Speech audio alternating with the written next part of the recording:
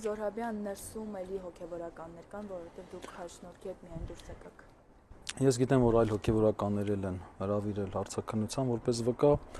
Այս գործը, եթե հիշում եք, Նաթան Սրբազանի հեռախոսային խոսակցության հրապարակման հետ էր կապված, իբրև թե հարկադրաբար անձին ստիպել են, որ գնա հավաքների մասնակցի, այդ հիմքով էր գործընթացը քրեական վարույթը գնում, այս նաև քրեական վարույթը հիմա գնում է խտրականության հիմքով։ Իհարկե այն տեղեկությունները, որը ես իմացա քննչական մարմնում, դրա մասին չեմ կարող խոսել, բայց այն ինչը որ մինչև այդ գիտե եւ դրա մասին կարող եմ խոսել։ Տեսեք, խտրականություն ըստ էության իրենք համարում են, որ ինչ որ հոգեվորական նկատմամբ խտրական վերաբերմունք է դրսևորվել եւ այստեղ հենց ուղիղ իրենք հակադրվում են Սահմանադրության եւ Հայաստանի Հանրապետության եւ հայ առաքելական սուբյեկտի հարաբերությունների մասին օրենքի հետ։ Ինչու, որովհետեւ եւ Սահմանադրությամբ եւ այդ օրենքով երաշխավորվում է հայ առաքելական սուբյեկտի բացառիկ առաքելությունը, ճանաչում է այդ առաքելությունը, ինչպես նաեւ ինքնակառավարումը իր նվիրապետության սահմաններում։ Հիմա եթե խտրական վերաբերմունք են համարում օրինակ այդ հոգեվորականների ներ եկեղեցական այդ հարցերը, դուք պատկերացնում եք, ստացվում է եկեղեցին այս խտրականության վայր է, որովհետեւ օրինակ կնոջը չի թույլատրվում դառնալ քահանա կամ եպիսկոպոս։ Սուրբ հաղորդություն չի թույլատրվում ընդունել չմկրտված անձին։ Այսինքն նույն այդ տրամաբանությամբ իրենք կարող են ասել այ խտրական վերաբերմունք է, որովհետեւ քրեական օրենսգրքի հիշյալ հոդվածը ասում է, որ իրավունքի անձանց իրավունքների եւ ազատությունների ինչ որ խախտումը, որը դրսևորվել է որոշակի կարգավիճակի ձեռնել, օրինակ նաեւ սեռի, օրինակ սեռով պայմանավորված։ Մենք կարծում ենք, որ սա ուղիղ միջամտություն է եկեղեցու ներքին գործերին եւ բացահայտ անօրինական գործընթաց է։ Պարոն Զոհրաբյան, այս գործը չէր փակվել, որովհետև եթե ճիշտ եմ հիշում, կարծեմ քննչականն ասել էր, որ այդ ձայնագրությունների հետ կապված այլևս Տեսեք, նախ եւ առաջ այդ հեռախոսային խոսակցության հրապարակումը իրենք ինքնին այդ գաղտնիության խախտելու մասով վարույթ չեն նախաձեռնել եւ այդ հարցը չեն քննարկել,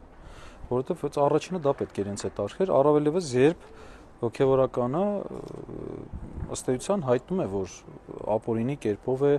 այդ ձայնագրությունը կատարվել։ Այսինքն այդ խոսակցությունը հրապարակվել եւ նա վստահ չէ, դա մոնտաժված է, փոփոխված է, ինչ է եղել, բայց բոլոր դեպքերում նա նման հեռախոսային խոսակցություն չի հրապարակել, դա իրենը չէ։ Եվ այս պայմաններում քննչական մարմինը պարտավոր էր ուղիղ այդ մասով վարույթ նախաձեռնել եւ հեռախոսային խոսակցության ապօրինությունը, այսինքն գաղտնիությունը խախտելու հետ կապված վարույթ նախաձեռնել, որը չի արել։ Փոխարենը զբաղվել է այդ ձայնագրության մեջի բովանդակության մասով, փոխանա դրանով է փորձել ինչ-որ գործընթաց անել։ Բայց հայ շնորհքն ինչու է կանչվել ինչ-որ հարցաքննության, եթե այդ ձայնագրությունը, այդ խոսակցությունը եղել է Նաթան Սրբազանի եւ նախկին հոգեվորականի միջև տվյալ դեպքում ինչ որպես վկայի կարգավիճակ ինչ է։ Դե ինչպես արդեն նշեցի, որ նաեւ խտրականության մասով է գործընթաց գնում այդ շրջանակներում։ Ուզում են հասկանալ, թե որ հոգեվորականի հետ այդ խտրական Հավանաբար, այսքան է։ Մեկ էլ քանի ժամ է, որ ներսում եք։ Դե ժամը 10:00-ից էր հարցաքննության հրավիրվել, նոր դուրս ենք եկել։ Գեներալություն, իսկ որ ասացիք խտրականության